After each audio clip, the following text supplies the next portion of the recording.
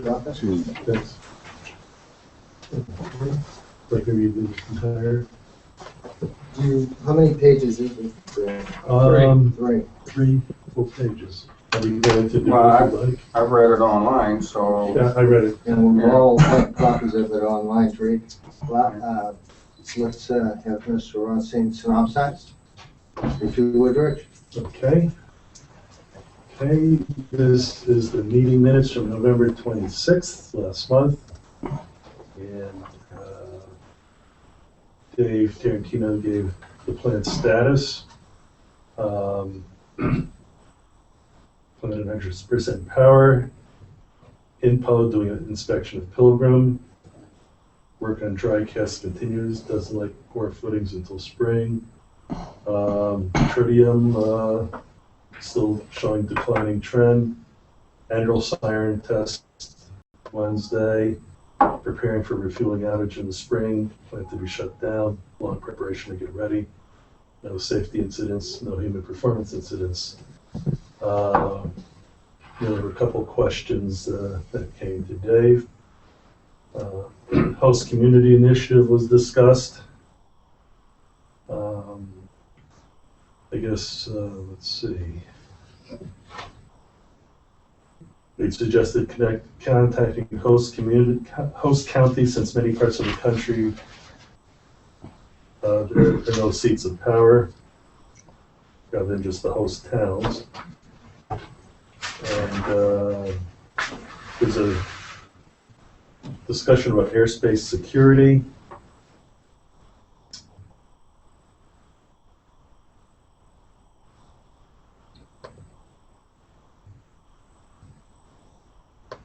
And I could read, I mean, there's a lot to read here, so I mean, either I read it or it would take a while. It's going to be on file anyway. I'm just saying. Synopsis. Yeah, we discussed airspace security.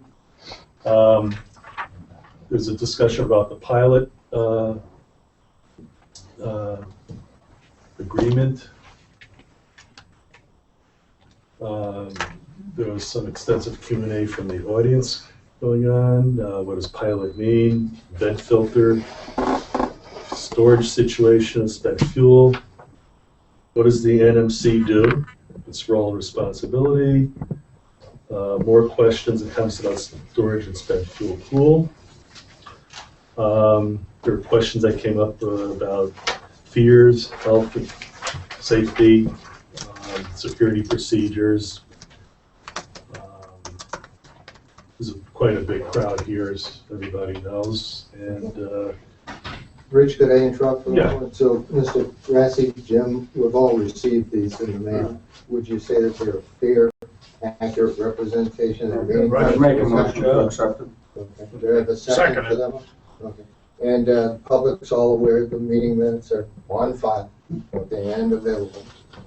All right, so I've got a motion to accept and a second to accept. Let the record show that we've accepted last month's meeting minutes. Okay, under old business, town interface, again, the host community initiative update. Mr. Mahoney, Ms. Brewster making progress in that regard? I know she's still working on it, Paul. Any I would define progress as being able to get that second community to join in, and we're still standing solo. So that's, there is just, I know there's been attempts in the past. You know, she's putting a lot of energy into it. Her husband helped her construct a pretty solid website, and there is just, she can't get any traction. We can't get any traction in these other communities, and I don't know what the disconnect is, but. Well, would the selectmen like us to look into the issue and perhaps investigate and come up with some suggestions for her, in order for her to contact the appropriate bodies in the communities that host other nuclear plants? Yeah, just to preface that before you answer, I forgot your name already, I'm sorry. John. I sent an email to Belinda after I got the report of, the lack of, or the disconnect that you referred to in your summation. And I suggested to Belinda that I thought that there may be some very, very valid reasons for that. Belinda, or I don't know, I don't want to use the name specifically, but people seem to, when you say the term disconnect, there must be a reason, a specific reason why these other communities are not getting on board. I have some There's 100, there's suspicions. 103 other communities, correct? Exactly. Sure. I have some suspicions, but, you know, those are only suspicions. And as far as us looking into it, I would assume that an email to Belinda in that regard would be an invitation to potentially, you know, get further, and I haven't heard back from her. I certainly, as an individual, I don't have a problem with it. Right. Anything you can bring to the table. Well, we can't sounds like do a it certainly a noble unilaterally. idea, but, Yeah. you know, I think, yeah, Rich, there's gotta be some valid reason why you can't get a Exactly second my individual point, into yeah. the circle. There's gotta be some valid reason. And, you know, one of them could be, for example, in 2007, I think it was Oyster Creek. Mhm.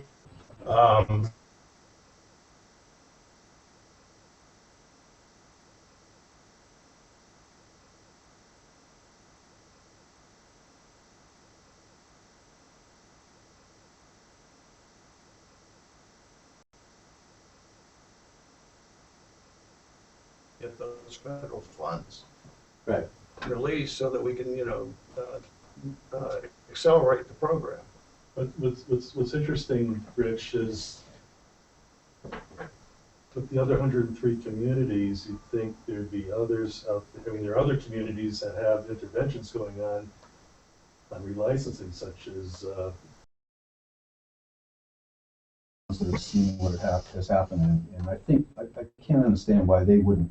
There's gotta be groups like this that are watching those, and if we can target or somehow, you know, I mean, I'd help, or I'm sure these guys would help, to get these guys to get on their selectmen and just to get things moving. There's 23, 24. I'm not of sure, them. may I, Chair, Mr. Chair, please, just respond to, couldn't agree with you more, everything you said. However, if you're referencing Belinda's coalition, Yes, the purpose of her coalition is more to deal with the spent fuel right, and the dry cask storage exactly, and the funds. exactly. So I mean, you know, we have fuel rods that are in this reactor in the spent fuel pool that are zirconium cladded and different.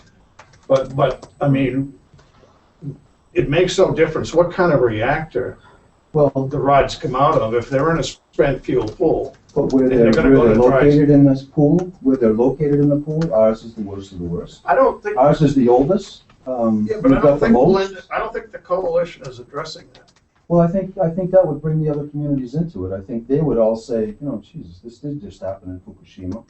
You know, there are only 23 of them as opposed to 103 or 4 or whatever. You know, maybe we can, as a group on the side, get some of those people to get their selectmen more interested, or, you know, I'm sure they can't be brain dead. I mean, God, you know, Yeah, it happened. yeah, right. And I like this, you know, this town is beautiful, but, you know, we've got one huge black mark against us right there. And if we can't get that under control, you know, and from the air, after listening to you that night, that was kind of an eye-opening. I knew, you know, and even Tarantino said after 9/11, like 2 days later, we don't know what would have happened if a plane hit the plant. We know damn well what would have happened. So, you know, the cat's out of the bag, and I think it's time to start to think about putting some type of structure.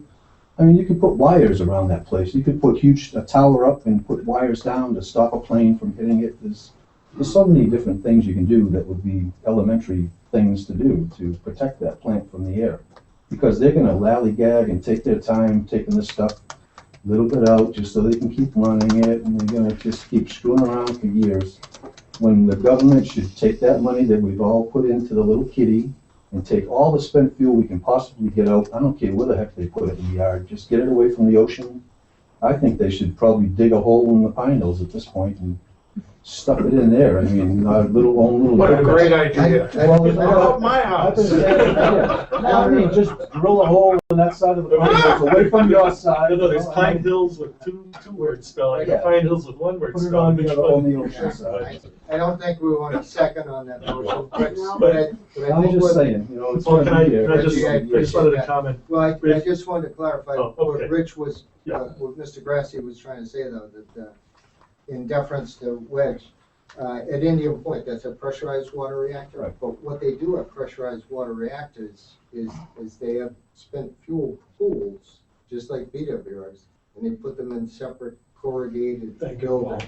buildings. That's what he was It's not trying to like say. our own little one up Well, 40 feet up in the it air. could be even worse, because you got 2 reactors worth of fuel in an outside pool that's already outdoors. Yeah, I would add that That's just to clarify. let's say the coalition is highly successful and they're able to get everybody together and then everybody gets their congressmen and their senators and everything and they get access to the funds. And for Plymouth, that means that we can take all the spent fuel, 3,800 rods plus, and we can put those in dry cask storage. Well, that'll take us a period of time, but at the same time, my point last week was we have a 20-year license renewal where there's going to be new rods coming in and then going into, let me I finish. don't, no, I'm Rich. just saying, I'm agreeing. No, you don't know what I'm going to say. Okay, go ahead. I should With not all shake due my head. respect, I won't shake my head. All right. Either way. you don't know. The point I'm making is we have the rods in the spent fuel.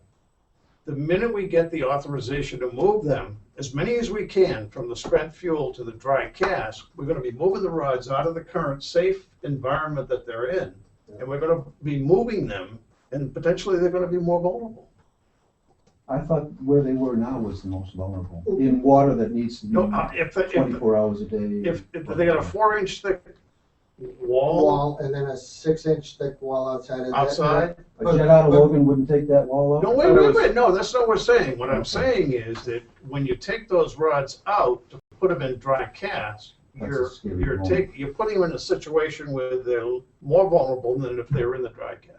I I thought think- dry cask was Just a second. just the action of taking them out, just that All I'm day saying that they is do you're it, taking or- them out and and not the action of the process of taking them out. Transitionary That's period. right, the Yeah. transitionary period. Oh, I understand that. yeah. Okay? And it's not as if we take the dry cask and put it under the spent fuel and, drop a couple of Oh, I rods in understand. there and then Believe me, I've been move the reading dry about this cask stuff out. for years, so I understand that whole process. It's dangerous that day. We have to have people, probably the Coast Guard will be out there with their boats watching to see if anybody's There you coming go. or something. There you go. Like 9/11. Just real quick, it all was happening. I think, Jesus, I can't see the sky from my house. So I go up to my beach house.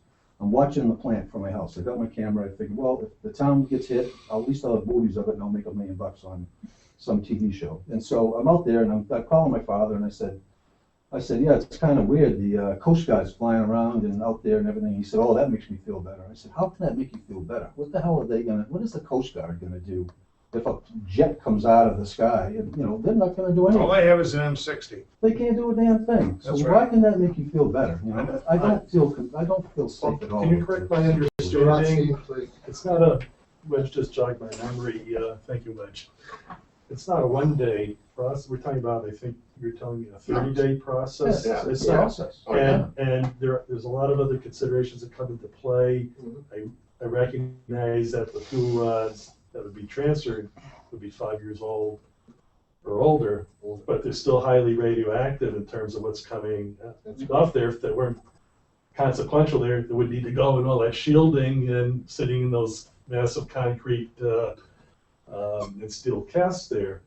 So I think there's also an radiation exposure consideration that comes into play for the workers. There's probably just so many qualified workers who know what they're doing or would know what they're doing for this type of activity too. And so it's people. It's not like throwing out the trash in the pail and the guy comes and takes it away. I This think is we all understand. no. I know you do, but I'm just saying that there's a lot, from what I understand, that goes into this whole process. It's not that it hasn't been done before; it's been done at other plants that have been decommissioned, but on such a widespread scale nationwide, there that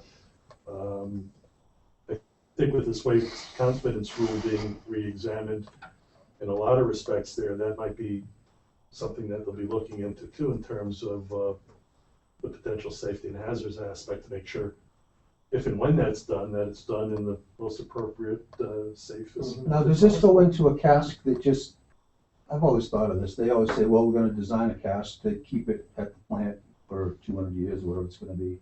and then we're gonna have to put it into different casks to ship it. Why don't they design a cask that is No, shippable? that cask They have is a done that. shippable So cask. that is all something they can lay over, put on a truck someday in our dreams and float That's out why of they, that's why they've or shoot selected this- that the Mars or particular model. So, Okay, because they All want right. to, Well, I get it out haven't of seen that. I think a question a year ago came up with Jack, because I asked him this question, and there was a little bit of hesitancy on Entergy's part, I believe, that the casks that are used for dry cask storage and interim storage may not necessarily be the same type and design that could be used eventually if Yucca Mountain or a Yucca Mountain type permanent storage place were to open up.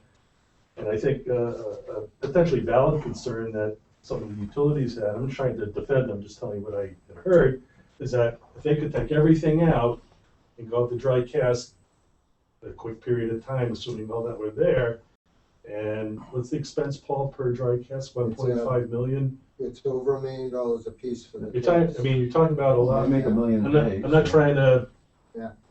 dismiss safety, health considerations, all these, but the fact of the matter is, it's an expensive proposition there, and if the NRC and DOE in 5 years or 10 years, the light bulb's go on and say, oh, Yucca's okay, oh, we've got 3 Yuccas there, we just did 5 environmental impact statements there, so everybody who's done this, now we're not gonna allow you to stay dry, you're gonna have to move all this and go into these other casks there.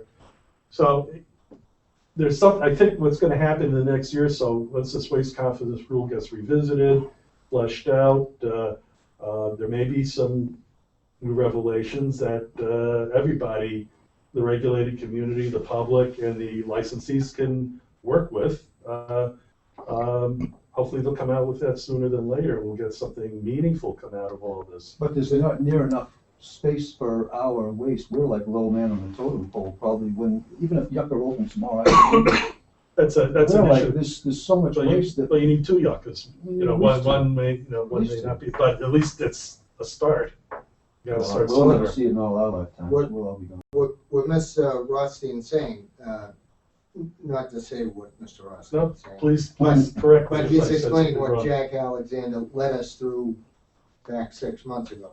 And that was that one of the units had chosen to go with this transnuclear brand. It's like America has competition for, it's not just one manufacturer, each one might have different features. One unit, older than us, had actually started with dry cask storage, and it was 15, 20 years ago, we went with this brand transnuclear, and now the transnuclear can't go horizontal. It was always assumed it would be shipped in its vertical direction. So all he was doing was pointing out that they didn't want to go and buy 60 casks. They wanted to buy the casks as they needed them. And what they had done was they had gotten through their company, Fleetwide Energy, like Entergy or not like Entergy. It's a big corporation. And they're just like Dominion, they're just like Exelon. They do it on a fleet basis. So they make a decision to go to dry cask storage. The fact that they made the decision, what you're gonna see over the next 2 years is things like cranes being made single fee approved. I mean, that's a couple of million. These hardened transport pads, I mean, each one of them is a month in the making. I don't feel pads- bad for them at all. I No, don't feel no, bad for not them it, at all. and not suggesting. They should have had all this figured out before. They should all be like, this should have been figured out before they even made this stupid stuff. You know, they've got this waste and now all of a sudden, oh, The let's utilities, try I'm to not defending the design a utilities much, new- but the utilities were expecting the federal government to live up to their promise by law and regulation to Yeah. take it off their hands. I So, understand, but let's not. so time went on, and, you know, it was it 2 years ago, a year and a half ago, that Yucca was disapproved as a disposal And site. probably rightly so. It probably, I think they So, changed a few things that weren't in the books at the beginning and, but I think they should have had all this, it can't be that difficult. If they can run a nuclear plant, it can't be that difficult to design a cask that you can put the stuff into that makes it safe. I mean, God, you're running this thing every day, making $1 million a day, and we're worried about $1.5 million for each I don't know cask. if it's so much safe, it's where to store it there. It's like, I'll use garbage as an example there. Nobody wants a landfill in their backyard of garbage there. Some people You don't have want. one. Which one's in Pine Hills? Oh, yeah, well, Yeah. He's already got one on you're his right, I'm side. 500 feet from the And man of that that's- landfill, but and that's that's- another story. and But that's the fact of the matter is that, some people don't want incinerators, but, I don't want You nuclear know? waste in my No. town, but it's here and we have to I don't do either. it. And Most that's- beautiful town in the whole country. and that's Where it all began, wicked terrorist threat. And I don't know what you're saying about it being safer up in 40 feet up in the air in a I pool said that it's has to run. potentially more safer in I the can't understand current that. storage. No, Just- as John pointed out, what I meant was that the fuel rods in transition from the, Oh, yeah, that's dangerous. pools Yeah. to the dry cast exposes them more so than they would be if they're in the. We dry should all cast. leave town that month or whatever and, well. We should also come doing down to their your thing. place on the beach. No, that's. Dry cash storage. Okay, Moving. gentlemen, can I suggest, that's a good segue into Wedge? Okay, we'll ask anybody else from Plymouth resident that. I could go on all night. I know. Keep asking Wedge to join the committee so we can. Okay, David and I nobody, don't get along too well. no residents of Plymouth, perhaps outside of Plymouth. Okay. And I'm sorry, your name? No, my name is Ann Bingham, Okay. and I guess I would call myself a partner at Eco Law with Meg Sheehan, and I'm also a volunteer for Cape Cod Bay Watch. Just a little bit about my history. I worked for the Massachusetts Department of Environmental Protection for 22 years, left about 5 years ago, and I've been working with Eco Law on various projects since then. And I just wanted to make sure that all of the members of the committee were aware of 2 letters and an editorial that came out today. I believe that they were all sent to you, Chairman Smith, but if not, I can certainly arrange for them to be. One is, I guess, what I would call an editorial by, Okay, please share them with the committee. okay, I can pass my copy around. It's an editorial in Wicked Local Plymouth. Or do you want to talk it through? Old 'Cause, Colony. I think we've already talked it through. What I want to point out is that I think that in this article, Ms. Lambert and Ms. Sheehan have summarized many of the issues that people have been talking about the danger of moving from the wet storage to the dry cast, but then, basically we're just up against the wall now here in Plymouth, and it's got to be done, so the danger has to be seen. It talks about the economics, it talks about Cape Cod Bay Watch's interest in seeing a sped up movement of the units into dry cast storage, and talks a lot about the history that you've been talking tonight about, Yucca Mountain and no Yucca Mountain. And sitting here tonight, I think we have to assume that it's going to be here indefinitely, as Wedge was saying. So I just wanted to make sure people were aware of that editorial, which came out today. I read it. Okay. online. The other 2 documents, again, Chairman Smith, I believe that they were sent to you. I'm going to talk about the second one first because we don't need to Okay, talk about. and I'm not suggesting that they weren't, just that I haven't. I read know, them. it went out Yeah. around 10 this morning. You probably Okay. didn't see it, but I guarantee you that it's in your email, and, please contact us if it's I'll not. look forward to that. All right, and it went to a host of state and federal officials. I'm just going to comment first on the so-called 21E, the state Superfund letter. This is a letter to the Mass DEP asking that they investigate the release or potential of release of so-called hazardous materials under the state Superfund law at Pilgrim. And one of the main points that it makes is that Yankee Row, I in fact went out to the Springfield office of Mass DEP a few months ago and looked through about 8 boxes of documents. And I can tell you that when Yankee Row was decommissioned, it was treated as a state Superfund site and was, and is continuing to be monitored. And then there's an activity and use limitation, which is like a land use restriction over large portions of the property where Yankee Row operated. So that letter is not directly, I would say, at this point related to the committee's concerns, but wanted you to know about it. But Excuse me, Hank, can I get Yes. a clarification? Are you referring to the tritium that's there? Or are you three things are mentioned in the letter. Okay, Volatile organic. I just want to make a note here. VOCs. Yeah, VOCs, the high level of nitrogen. We've been through the DMRs, the daily monitoring reports. Although it is a small volume, Mhm. it is 8 to 10 times higher than the nitrogen content of, for example, your local POTW here in Plymouth. Your local POTW is limited to 10 parts per million of nitrogen. If they get to 8 parts per million, they're supposed to call the DEP and talk about it. Our review of the Pilgrim reports indicate that between 80 and 120 parts per million of nitrogen are going out on a monthly basis. Just by way of comparison, a good working septic system should put out 40 or 50 parts per million of nitrogen. The commissioner of the DEP has very recently come out and said that he thinks nitrogen is one of the greatest threats to the health of Cape Cod Bay, and I think you may be aware that in Plymouth, Duxbury, Kingston Bay, there's a study been going on. We've discussed it with Dave Gould at the town hall. Just for the members, the nitrogen we're talking about is the In the waste, groundwater system, in that's the correct. waste factory, Yeah. not the Correct. nuclear process in any way, or Well, I don't think we know all of that yet, but there is a groundwater discharge permit. right? And we met with DEP, Meg, myself, and another attorney with Eco Law, met with Dave Ferris, Beth Cards, and some other officials of DEP a few weeks ago, and I know that Dave Ferris just went out and did an inspection of the groundwater system. I don't really want to digress too much into it. We have a lot of questions, and we're still doing a lot of research.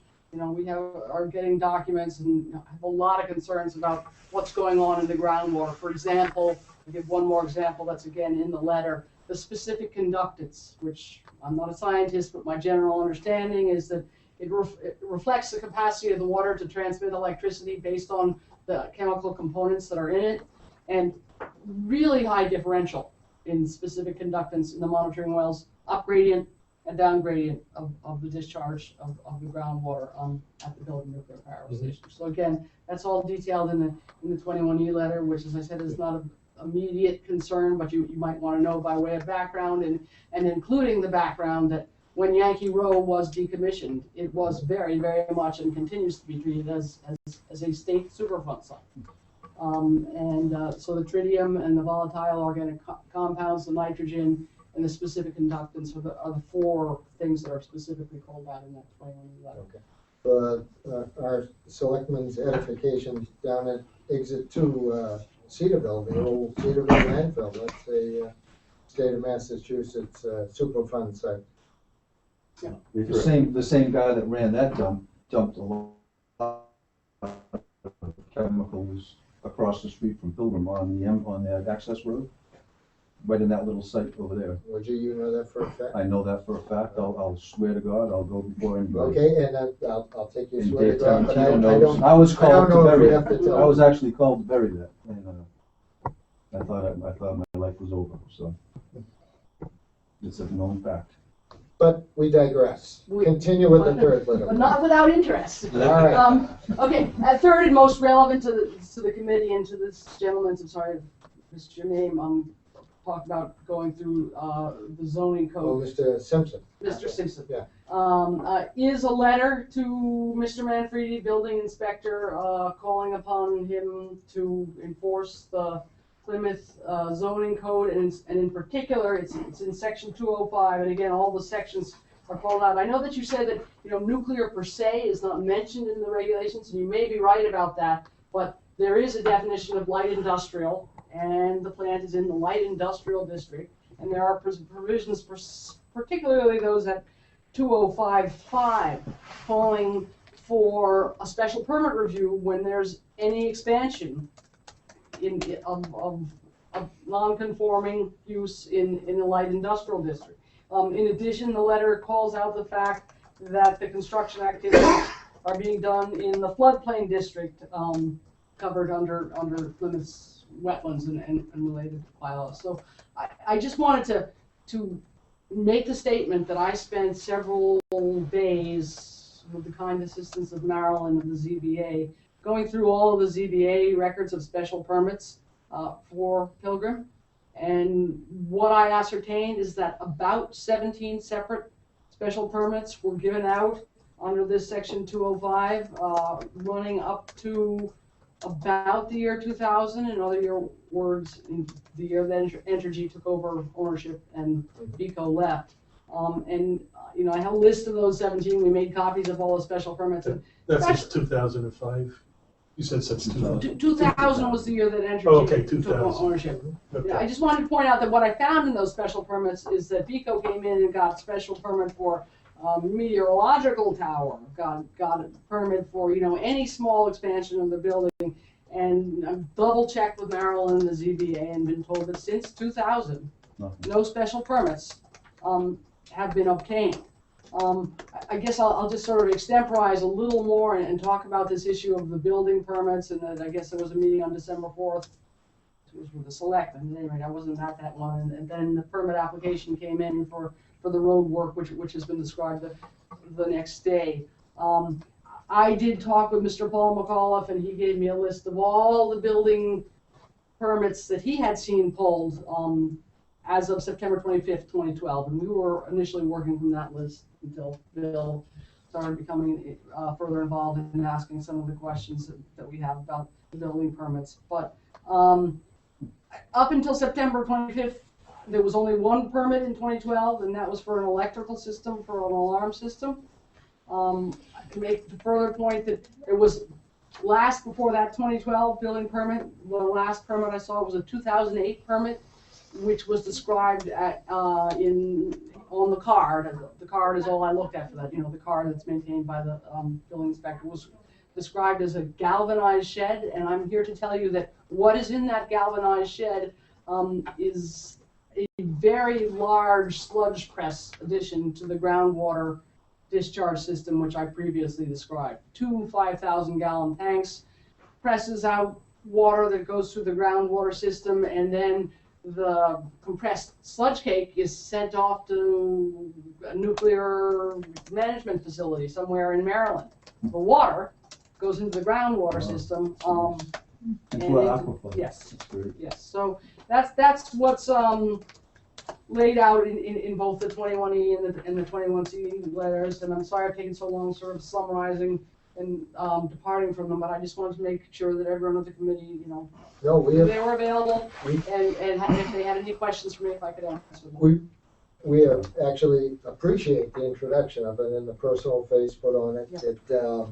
I don't think we as a committee can actually have a level of knowledge that we could comment or respond. Because this is to a town authority. Understood, and the letter just came this morning, but Yes. I just did want to come put a personal face on it, say, I'm a partner at Eco-Law, I live in Sharon, I'm very active in my town government in Sharon, and I know what you guys are up against and some of the things that you face, and, And you spent 25 years? 22 years I spent with Mass DEP. The last 10 years were spent in the Lakeville office, and I worked primarily in the water programs. And one thing I'm always commenting to Meg is that, again, I'm working in the groundwater, surface water programs as an attorney. Pilgrim just never came up, never once. And to the degree if I ever remember it being mentioned, it was saying, oh, that's okay, EPA's dealing with that. So I feel bad about that now, and I'm glad I got out when I could, and I'm digging from the outside because I think that not enough attention has been paid over the years by the regulatory agencies. Just an aside, I worked very closely with John Winkler for many years. I was Mr. Mercury, by the way. Oh yeah. Back in the 80s and 90s in terms of issues with power plants and waste energy plants before the controls came in. So I was collaborating quite a bit with the Southeast office. Some good people there. Yep. They're leaving as soon as they can, though. Oh. A lot of them. But now, Just to clarify Yes, though, sir. what I wanted, the only time you have to apply for a special permit is when you're requesting an exception to the zoning bylaws. If they're not if they're constructing down there, things that fall within the guidelines of the zoning bylaws, Paul McCullough just issues them a permit. It never comes before the zoning board of appeals. Well, I understand what you're saying because I sit on the planning board and, the difference between the ZBA and the planning board. But I would encourage you to look at this section 2055 because I think it contains a different standard and it requires a special permit as a matter of duty, regardless of setbacks or or various, planning board type of dimensional requirements. The standard in 2055 is if there's any expansion that has a potential to be deleterious to the neighborhood, it needs a special permit. And then that's why I make the comparison of all of the special permits I saw. Well, that determination is not made by the zoning board. That determination as to whether they need to apply for a special permit is determined by the planning board. Well, it's the ZBA's regulations, so I guess, if I. We meet on, when we meet, we hear the cases being presented to us, all right, requesting these exceptions to the zoning bylaws. But we never meet to decide, well, they're asking for a permit, and we think they need a zoning board, it has to go before the zoning board of appeals to issue a special permit. The planning department does all that. Well, I don't have the regulations in front of me. Clearly, you're more conversant with your limits and I, with the way it's done in Sharon. But I think this gets back to I think that my real response to you comes from the content of the editorial document. This is a real problem. Those pools are filled. Yes, it's dangerous to transfer them, but it's got to be done. And since in being done and being put in these very expensive dry casks, citizens of the town of Plymouth can assume that stuff's going to be there for a long, long time. And any type of an activity like that will be better if it gets fully publicly reviewed and people are aware of what's going on. I think that's the point we're making. We do think I that don't there's disagree sections with that. in your regulations that could be invoked to do this, and we'll be pushing for it to happen.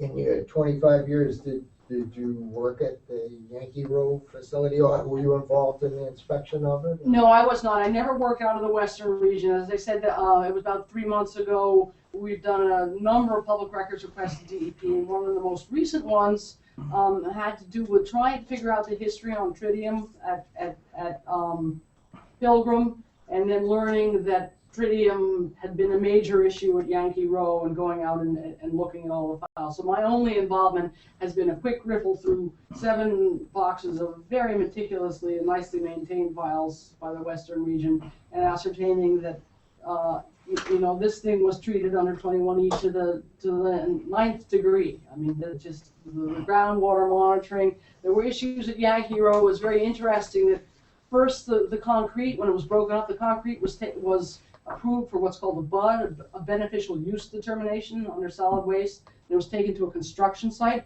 in Vermont, and then someone tested it and said, "Whoa, this stuff is way too radioactive," and it had to come back and be disposed of elsewhere. So that's sort of the beginning of the story of the decommissioning of Yankee Row that I think is a cautionary tale. That, the concrete from that plant, which ran for a lot less long than Pilgrim has, was just exuding tritium. And anytime there's tritium... Was it really a lot less long? I believe it was only like 20 years that it ran. It ran from 1962 to, when did they decommission? 90, well, 97 or something so. like that, yeah. It was a victim of deregulation. Correct. That's what Right. shut it down. That's the only reason I know. It was. It was Deregulation in the sense they couldn't sell the yeah. Well, no, what deregulation did was deregulation came in and it privatized all the plants, and then when it tried to look at license extension, it found that its vessel was embrittled, Right. as opposed to other plants that are not, because it was a PWR, a different, and it was going to cost more to anneal the vessel in place than it would make in 20 years. So that's That's what I what mean by it. I didn't know that. Yeah, so that, at that point, well, we get into the discussion when, why do some plants get extended and or why do some not get turned down? It's a financial decision. Right, so maybe 30 years, but we're going 42, 40, we're heading on 41 at least here. So, if it was that much tritium in the concrete, even if there was, a different brittle as you're scientifically describing, we've been seeing, 20,000 picocuries of tritium, and the background is 40. So I think we have to ask ourselves, those of us who are interested and those of us who live in the town of Plymouth, whether we're not facing the same situation down the road here, that the whole thing needs to be treated as a Superfund site. Yeah, I just had a question. I wear a lot of different environmental hats professionally as an environmental consultant, and I got involved with air pathway analysis at Superfund sites nationwide in the 80s and in the mid-90s. And I was just, in Massachusetts, at least my recollection was that the 21E program was focused mainly on petroleum products.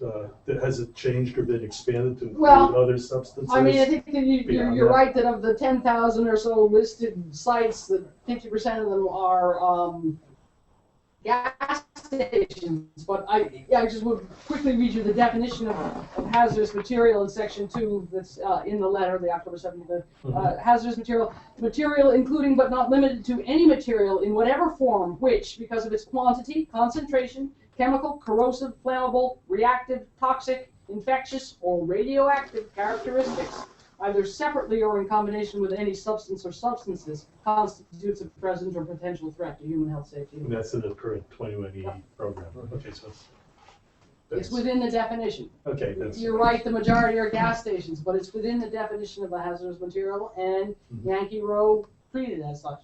Mhm.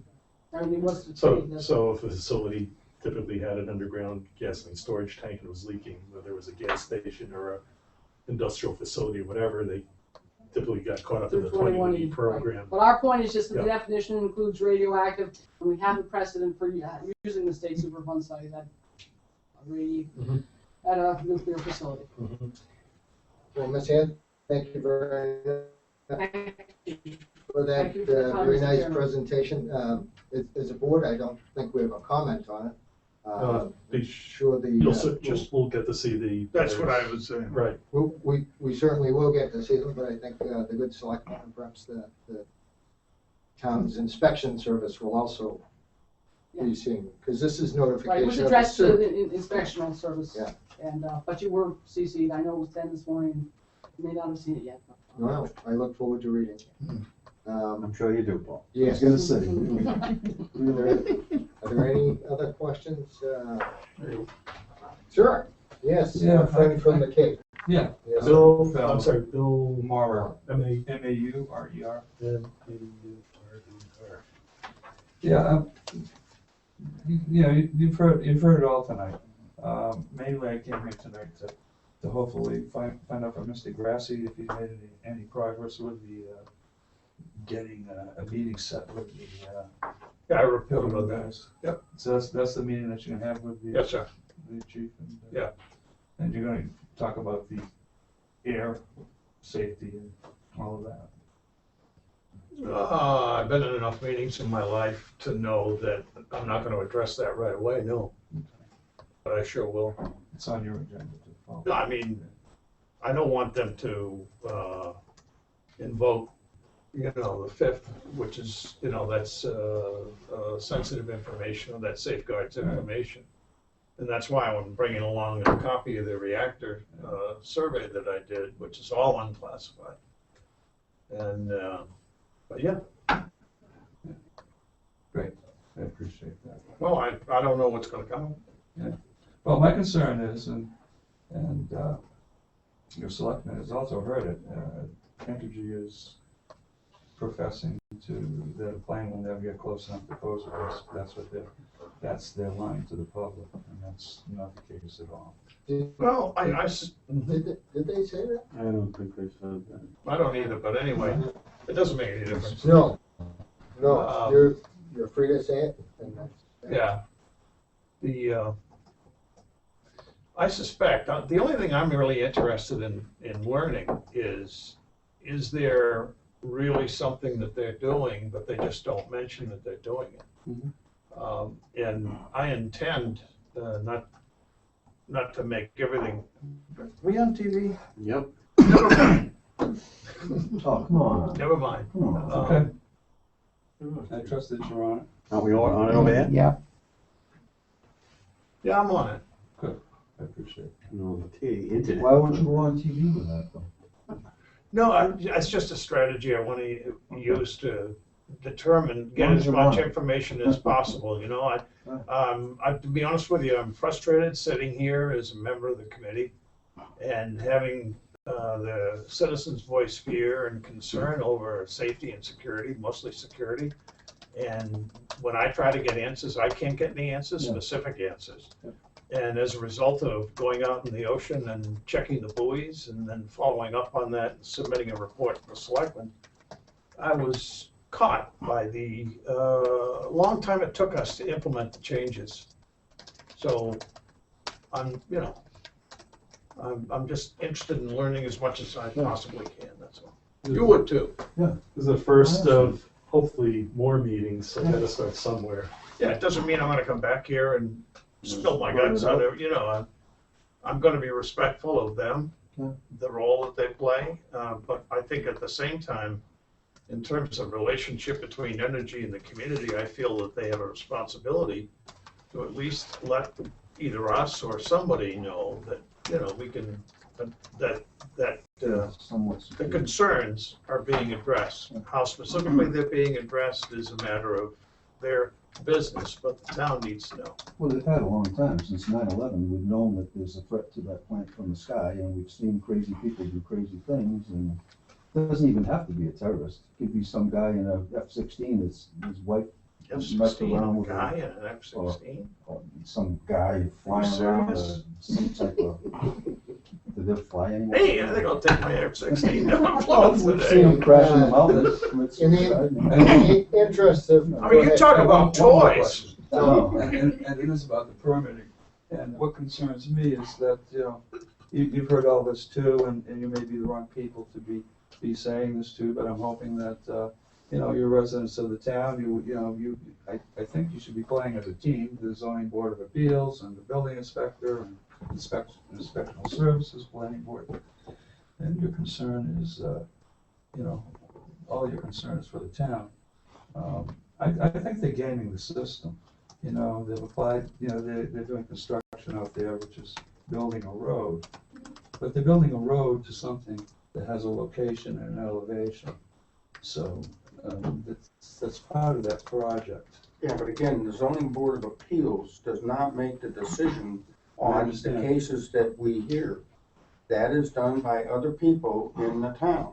I understand that. But if the other people in the town says, yes, you need to hear this case, then we will be hearing it. We don't make those decisions. I understand. And it's quite possible too that, we'd listen to a board of experts.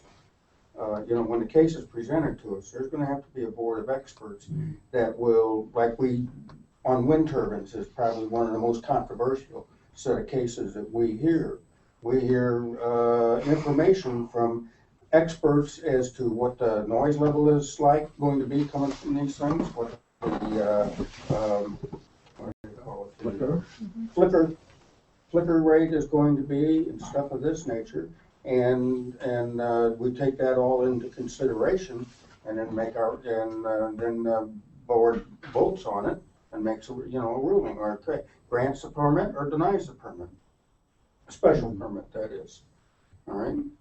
And, but nobody has presented a case to us. Doesn't concern me? Going back to This is 2000, happening? 2000 and beyond is way beyond my time frame on the board. All right. And there very well could have been special permits granted in that case. More than likely, if they're going to build something above 35 feet, I'm sure that they had to come and get a special permit to do that. And I know those buildings are above 35 feet. Buildings have, but not necessarily the dry cast storage tank. You're not Right. saying. Now, right now, I don't know if it falls under the area of, I'm sure they require a permit to excavate the area, all right? But whether it requires a special permit to do that or not, that's for the other people in the town to decide. I understand that. Mhm. So you're aware that there's probably 40 other sites in the US where they have on-site Correct. storage? Right. Yeah. And you've seen all the NRC information on it, you know what the casts look like, and you know what the transporters look like. Mhm. Let's get at it. Get them moving. So, you know, but if somebody puts Well, up a we have a modular, dichotomy if here. somebody puts up Yeah. a modular home in your town, he needs a permit. Right. You know, Yeah, but it doesn't require a special permit. I understand, but this is, They believe me. this is They play by an different out of the rules. ordinary, unprecedented use in the town. It's just a no-brainer for me that somebody would want to pay some special attention to this. They built their This kind of underground bunker construction. on Overy Street, and they actually tried to tie into the town sewer system I heard about that. on their own, where there was a moratorium in town. That's how Yeah. much they care about the town. I was the one that caught them, and it cost them $100,000 to build a new system in front of next to the high school. So that's the kind of people these are. We might be getting off subject Yeah. here. I'm just Yeah. saying, Yeah. that's not off subject. Yeah. Why is that off subject? Um, It's the nuclear plant doing what they do in broad daylight. God knows what goes on behind those gates. Well, like, as you said, Wedge, it's in broad daylight. I don't think any of these records were hidden or anything. There was Well, no- she can find that record. But I I do called find the it very DEQ right notable up. that, you know, such sparse building permits and no special No, permits after nothing. 2000. You know, Just the and way it I will go as far to say that we found, you know, in most of the time of the last year, Eco Law has been working on the Clean Water Act issues, and I guess I will echo Wedge to the degree I will say that some sea change took place in 2000 when Entergy took ownership, and all of a sudden, all the paper and all the reports in various different arenas just wasn't being developed and wasn't being made public anymore. Okay, does board have any comments on anything? I just had a Not board, committee. I had a question for, since we're on the subject for Ian. I think it was it 2 months ago that May gave a summary of the pending litigation regarding Clean Water Act violations, and I believe she told us that the Mass DEP and EPA had 60 days to. Yeah, it was 60 days under the Are we federal 505, and We're getting close to that point. no, I was just think we wondering, passed it, and I think that have they gotten back to you at all? we got another, what we call an angry gram from Entergy. We received no response whatsoever from the state or the federal. Really? By law, they're supposed to respond though. Well, if they respond within the 60 days and say, okay, we're gonna do X, Y, and Z, then that can forestall or prevent Right, a lawsuit. okay. But at least at this moment in time, we got no response from either the state on our state 214-7A letter or the feds on the 505 letter. And what we'll do next with it, you know, I don't know. We have, you know, we're paying a lot of attention to this dry cask storage now. It wasn't exactly on our agenda to begin with, but as, you know, it's a no-brainer that, you know, this is because it's such a current issue, because they're out there building now, because they don't have a permit from the NRC, and we think they need one from town officials as well. So our emphasis has changed somewhat for this point, and we're gonna be spending a lot of time coming and talking to you a lot about it. They need to do it by the spring, don't they, with the new refueling? I heard it was 2014. Not to interrupt with a statement of fact, I think it's okay, Mr. Mahoney, right? But, you know, they're talking about, as Jack described, okay, a process that would probably take 2.5 years Okay. for, you know, for a pad to be such that a cask could actually move through. I thought Yeah, I this is read, not a quick, I thought I read the spring. they were gonna do something. Spring spring before the core, foundation. a foundation Oh, that had to be poured. Yeah, that kind of thing. Yeah. And on that light, again, our hearts go out to our friends down in Connecticut. But I thank everybody for coming out on a Christmas Eve night. And, you want to meet Christmas Eve? Tonight's Christmas Thank Eve. you, thanks everyone for your input. Motion to adjourn. Shopping to do during